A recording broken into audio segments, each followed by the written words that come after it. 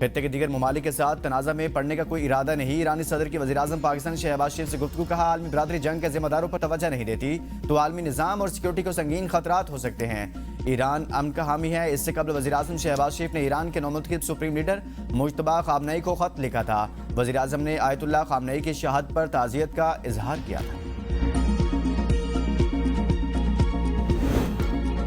आपनाए Hormuz की बंदिश, दुनिया में तेल का बहरान शिद्दत इख्तियार करने लगा। आलमी तवानाई एजेंसी का इजहार तशवीश, सप्लाई की कमी को पूरा करने के लिए तारीख में पहली बार हंगामी ज़खायर से तेल की बड़ी मिकदार मार्केट में लाने की तजवीज़ दे दी। खलीज में 1 करोड़ 50 लाख बैरल योमिया खाम तेल की पैदावार हो रही है।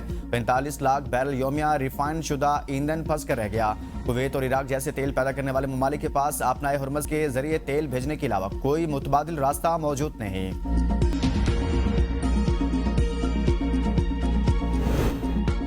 इस्लामाबाद में बल्दियाती इंतखाबात के मामला तय करने के लिए कमेटी कायम। चीफ कमिश्नर इस्लामाबाद कमेटी के कन्वीनर होंगे। इलेक्शन कमीशन ने नोटिफिकेशन जारी कर दिया। इलेक्शन कमीशन के special secretary policy Zafar Iqbal Hussain committee के रुकन मुकर्रर। Additional director general local government elections Nadeem Qasim committee में शामिल होंगे। डिप्टी कमिश्नर इस्लामाबाद इरफान नवाज मेमन भी कमेटी के रुकन मुकर्रर। कमेटी टाउन कारपोरेशन की हदबंदी का नोटिफिकेशन हतमी शक्ल देगी। हर टाउन कारपोरेशन में यूनियन काउंसिल्स की तादाद के नोटिफिकेशन पर गौर होगा। हदबंदी के मुताबिक मुस्तद नक्शे और इलाकों के नामों की फराहमी भी कमेटी की जिम्मेदारी होगी। इस्लामाबाद के बल्दियाती इंतखाबात फरवरी 2021 से नहीं हो सके।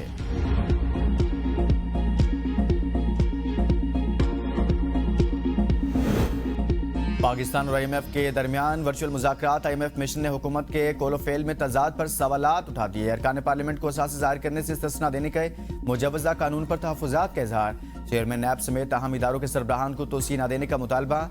मिशन का गवर्नेंस और एंटी करप्शन इकदाम मजीद मजबूत बनाने, आला सरकारी अफसरान के असासों की जांच पड़ताल का अमल तेज करने की हिदायत। IMF ने टैक्स वसूली बढ़ाने के लिए पायदार इस्लाहात का मुतालिबा कर दिया। मुज़ाकरात में हुकूमत ने सऊदी अरब समेत दोस्त ममालिक से फाइनेंसिंग में तोसी पर एतमाद में लिया। बिजली की तकसीमकार कंपनियों की निजकारी में मुमकिन ताख़ीर के बारे में आगाह किया गया।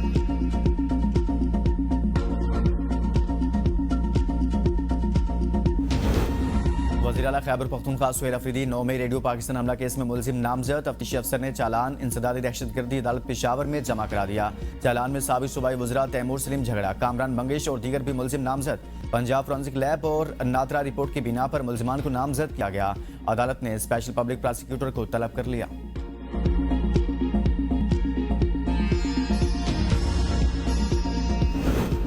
इस्लामाबाद हाईकोर्ट में 190 मिलियन पाउंड केस में बानी PTI और बुशरा बीबी की सजा मुअत्तली दरखास्तों पर समाअत। चीफ जस्टिस सरफराज डोगर और जस्टिस मोहम्मद आसिफ ने समाअत की। वकील बैरिस्टर सलमान सफदर ने दलाइल में कहा, 4 माह से हमें वकालतनामे दस्तखत करा के नहीं दे रहे। नैब 9 बार केस लड़ने से भाग चुका है। कभी वक्त मांगा, कभी कहा वो दलाइल देगा। हमारा केस बड़ी मुश्किल से फिक्स हुआ है। मरकजी प्रोसिक्यूटर अदालत में क्यों नहीं? इसी अलकादर केस में नैब ने पहली बार बानी PTI को 9 मई को गिरफ्तार किया। 9 मई नैब की वजह से हुआ। नैब ये हरकत न करती तो 9 मई ना होता। नैब ने हाईकोर्ट के अंदर बायोमेट्रिक रूम से बानी को गिरफ्तार किया। हम लाहौर से आ जाते हैं, नैब प्रोसिक्यूटर अदालत में क्यों नहीं आता? क्या उनकी कोई जिम्मेदारी नहीं? नैब प्रोसिक्यूटर ने दलाल दिए कि नैब अदालत में मौजूद है। हमने मुतफरिक दरखास्त दायर की है। हम केस से नहीं भाग रहे। नैब ने मुतफरिक दरखास्त दायर की है। ऊंची आवाज में बात करने पर चीफ जस्टिस नैब प्रोसिक्यूटर पर बरहम।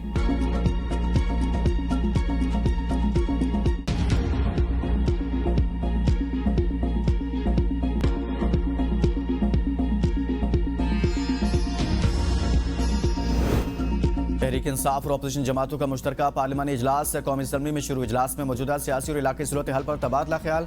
ईरान पर हमले के मामले पर भी तफसीली गुफ्तगू। इजलास की सरबराही अपोजिशन लीडर कौमी असम्बली महमूद खान अचकजई और सेनेट में कायदे इस इख्तलाफ अलामा नासिर अब्बास कर रहे हैं। इजलास में PTI के तमाम मेंबरान असम्बली भी शरीक।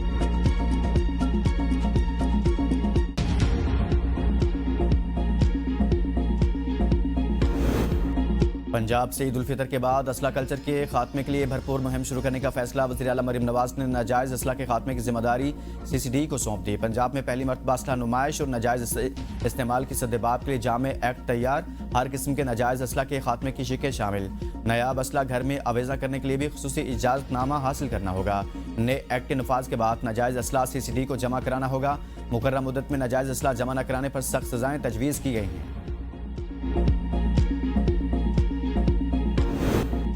सेनेट की कायमा कमेटी बराए हाउसिंग में PWD मुलाजमीन को मुख्तलिफ इदारों में जम करने के मामले पर बहस। हम PWD मुलाजमीन को नहीं ले सकते।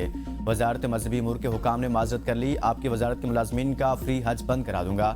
Chairman committee senator Nasir Bhatt बरहम कहा, वजारत मजहबी अमूर ने अगर मुलाजमीन को ना एडजस्ट किया तो मामला वज़ीर-ए-आज़म के सामने उठाऊंगा। वफाकी वज़ीर हाउसिंग रियाज पीरजादा की वजारत मजहबी अमूर हुकाम की सरजनिश करते हुए कहा, वजारत मजहबी अमूर वज़ीर-ए-आज़म के अहकामात के खिलाफ नहीं जा सकती। IB हुकाम ने मुलाजमीन को ईद से कबल तनख्वाह देने की यकीन दहानी करा दी। Chairman committee senator Nasir Bhatt ने कहा, बाकी इदारे भी IB की तरह मुलाजमीन के साथ बर्ताव करें। डेप्टी DG FI ने कमेटी को बताया कि PWD मुलाजमीन का मसला जल्द हल कर लिया जाएगा।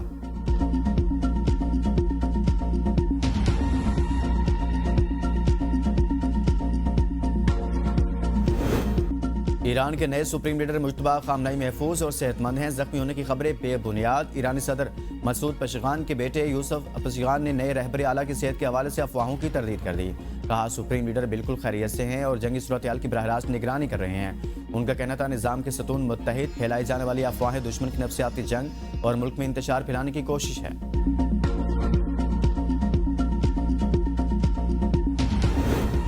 ईरान ने इसराइल के बिन गोरेन एयरपोर्ट पर मिसाइलों की बारिश कर दी। या के बाद दीगरे मिसाइल एयरपोर्ट पर गिरे, जिसके बायस दूर दूर तक धमाकों की आवाज़ें सुनी गई। आग के शोले भी बुलंद होते देखे गए। मिसाइल के रोकने के इसराइल का दिफाई निज़ाम नाकाम रहा और फिर सायरन की आवाज़ें गूंजती रही। बाजरान इनकलाब ने ऑपरेशन वादा सादिक 4 के तहत 37वां हमला किया।